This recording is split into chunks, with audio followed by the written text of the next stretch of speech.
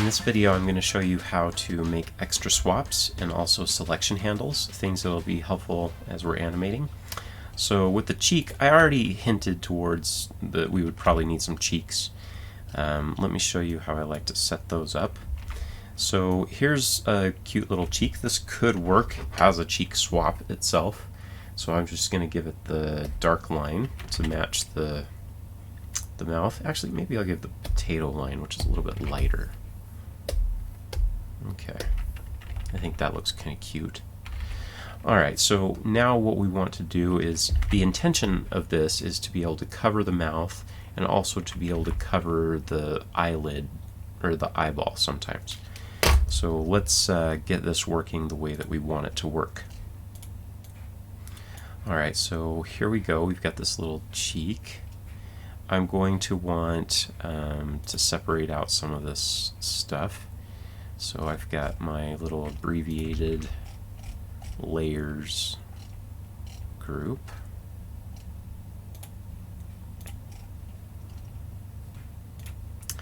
I'm going to copy overlay, line art, underlay. Yeah, and I'm also going to do visibility. Copy that, paste it over here. Let's bring this cheek a little further out so we've got some room to work. And I'm going to bring the underlay, and then the visibility is going to be underneath the overlay. Okay, I'm going to select all that stuff and click prefix, insert cheek.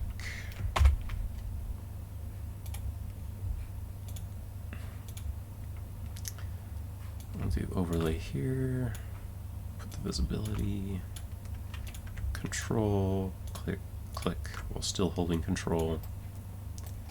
And then I'm going to just select Control H, just bundles them together. I only have to plug them in once, delete.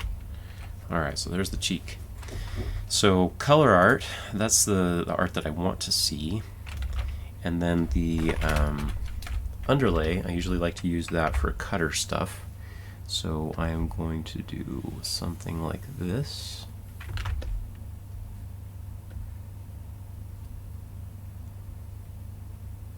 I think it's kind of an experiment, but I think that I want it like that.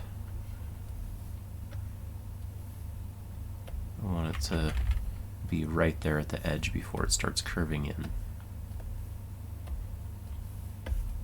Okay. Alt-Y, paint unpainted. I'm going to use cutter, swatch, cut that, paste it on the underlay layer. Maybe I'll just make that a little smoother. There. Alright, so the underlay, what I'm going to want that to cut is I'm going to want it to cut the mouth, and I'm also going to want it to cut the eye. So let's see, here's the cheek, there's the eye, there's the blush. Maybe I'm going to make some room for myself to bring the eye over here, just so I don't have so many crisscrossy cables all over the place. Looks like that works better anyway. Okay, now what happens when I turn that off? It's all the mouth and spots. Okay, I think I'll just color it pink just so it looks like it belongs with the mouth. Okay. Alright, I've got the eyes. So I want the eyes to be cut by the underlay of the cheeks. So I am going to go and add a cutter. Wow, just jumped right in. I'm going to name it eyes cut by cheek underlay. Cheeks underlay. Alright, so I think what I'll do is I'll have multiple cheeks underlay. So this is going to be the cheeks underlay composite, so I can get both at the same time. Oh, but I don't want to. What if the cheek is on the other side of the face when it goes behind the body? I don't want that. I'll do one at a time. So, okay. I am going to do this. Is going to cut the eye. So I am just going to say that this is cheek underlay comp. Okay, and it does not need, oh, well, that's not really what I really want either. Maybe I only want it to cut away. Oh wait, I've got 4 layers I can be working with. What if I use a color art layer to do the cutting away for the eye, and then I use the underlay layer to do the cutting away for the mouth? That could be sneaky. It's fun to be sneaky when you're a builder. Alright, I'm going to put this here, color art, so we will be using the color art. And I am going to say that this is the cheek color art. And I am going to take the cheek. So I actually want to use the cheek color art to do the cutting there. Okay, so the mouth is going to get cut by the cheek. But the cheek does not want to get cut by itself, so add another composite. Man, this is going to get tricky. Okay, so the mouth, this stuff needs to come in front of the mouth. Okay. And the overlay needs to also. So this is going to be cheek front comp. Alright, and I want the mouth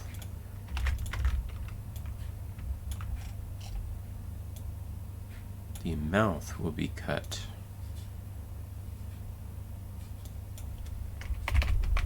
mouth cut by cheeks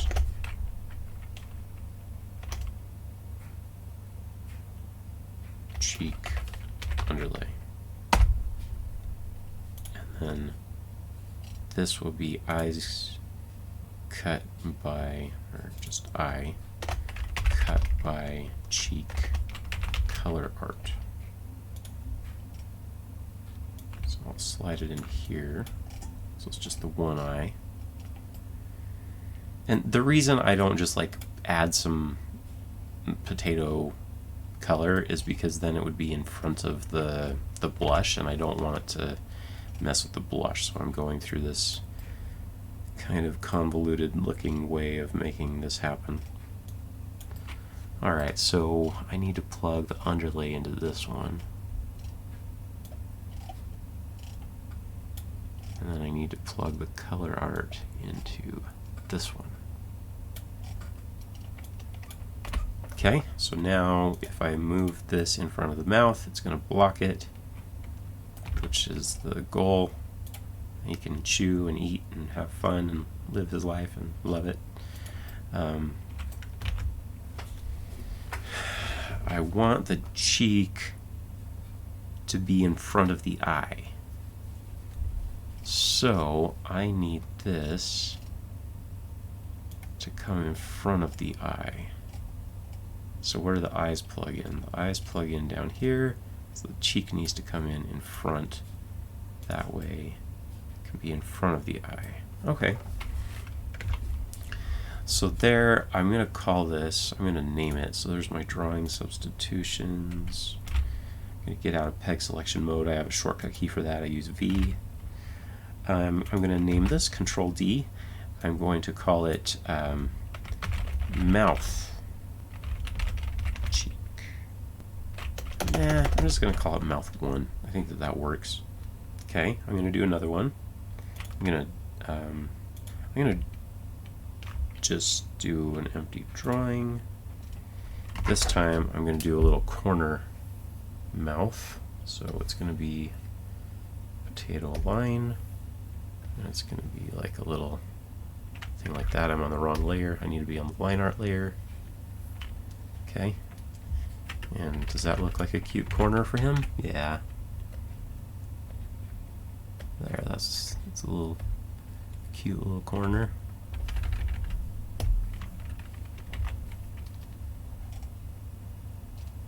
I think it needs to be bigger.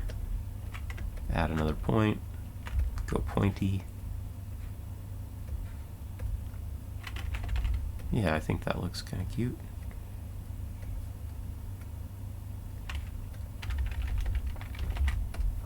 There, I usually make a little corner crease as well as a little cheek.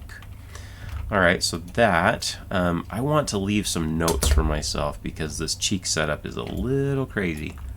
So I'm going to say that the underlay, okay, so underlay cuts mouth, let's go in order, color art cuts eyes. Yes, that will be a helpful note to have. So here I'm going to use my stroke tool and I am going to draw an invisible stroke, Alt-Y, paint unpainted, get my cutter, put it there, make it a little bigger, cut it, put it on the underlay. So now, boom, does that. Alright, and I want to rename it, so Control D. The swap will just be called mouth corner. Okay. Next up, let's make some stuff for to cover the eyes.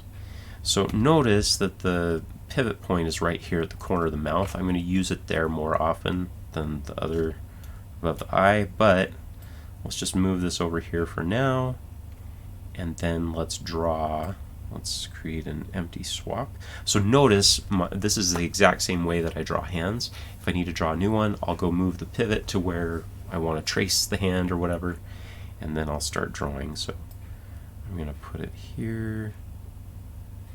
Yeah, that'll be good. And now I'm going to add an empty drawing. I'm going to sketch a W right on the screen. Okay, potato line, line art. Need to draw the line first. Okay, so that's going to be cute. Okay, it needs to be higher than the mouth. I don't want it to be a weird little tangent. But that looks like a jolly little grin. So now I am going to use my stroke tool and I'm going to add stroke here and paint with the cutter color, cut that, paste it on there. So now I can do this kind of stuff and I can make it bigger if I wanted to. He looks really happy, doesn't he? And but if I press reset, it'll just bring it back over here, but I'll just know that I can move it if I need to, because this is the place that I'm going to use more frequently. I think that's the only eye one that I need, that I'm going to do ahead of time. So I'm going to rename it, and I'm just going to call that eye_1. And mouth. Alright, now what I want to do is I don't want these always visible, but I want a fast way of being able to access them. So that's what we're saving the overlay for. So watch this. I am going to copy the line art here, and I'm going to make a brand new empty swap. I'm going to go to the overlay and paste it here, and I'm going to click handle, the swatch, and then I'm just going to shrink it. That looked ugly. I'm going to stroke the line first, which is Control-Shift-C. Then I am going to shrink it and put it right here, so it's almost not visible. So what that's for is that's for me to simply click on, and then I can swap to something, but it won't render because I put a visibility node underneath the overlay filter.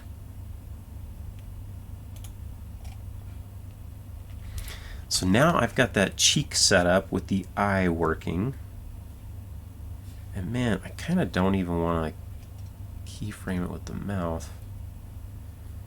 I just need to set this up now with the other eye, which is fine. I just don't like having so many of these. Let's see, these never will have to be in front of each other, so I can bitmap There's just a lot of composites going on here. I don't want my rig to get laggy.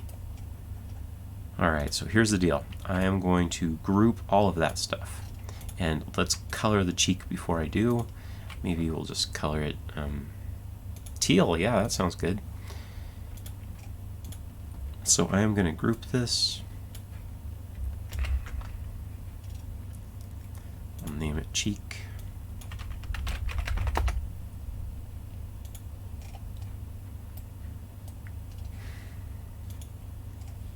So the first one, I want to label these ports, right? One is the overlay, handle, and line art main line. 2 is going to be the color art,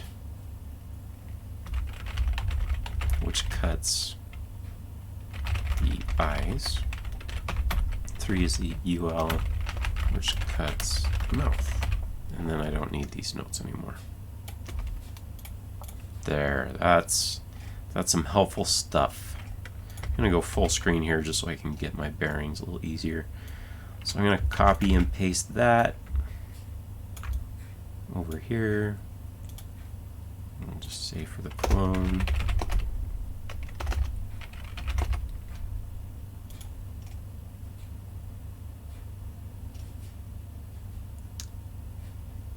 Yeah, so now I'm going to clone this cheek.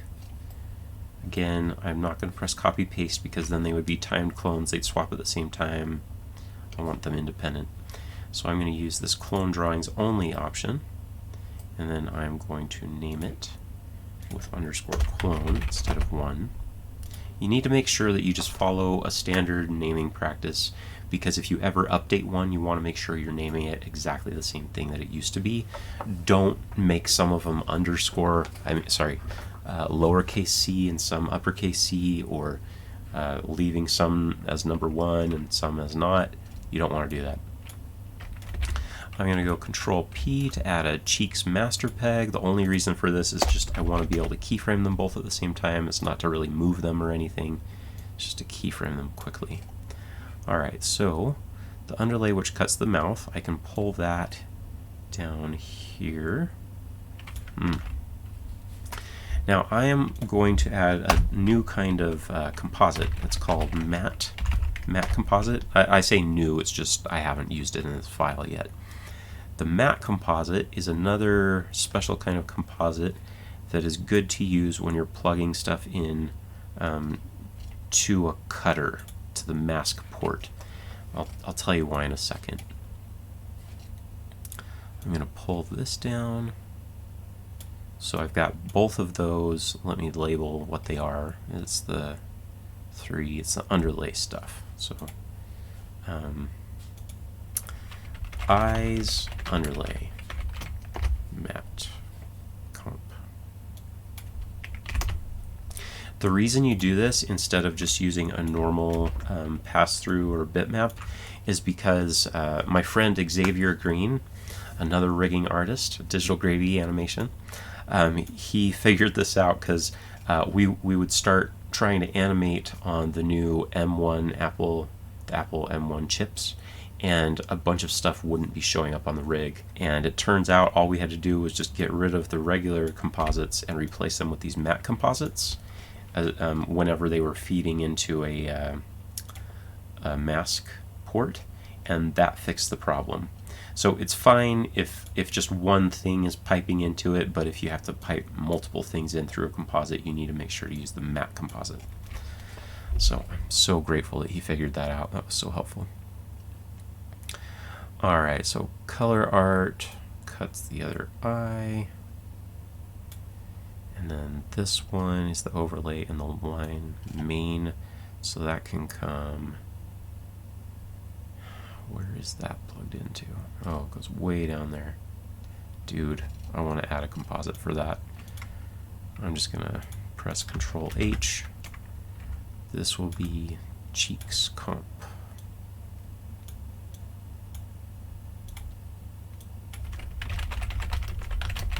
And I could see this needing to layer behind, like this cheek might need to layer behind the head, and the other one hasn't yet, so I will leave it as a pass-through.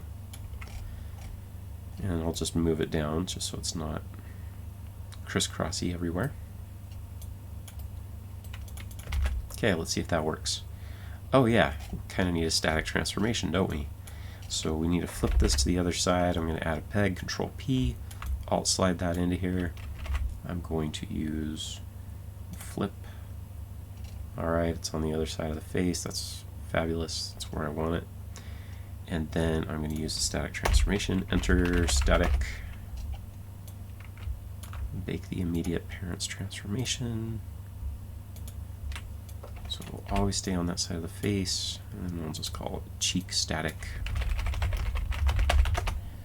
And it's good. It looks like this one is thicker. Like, why is there more?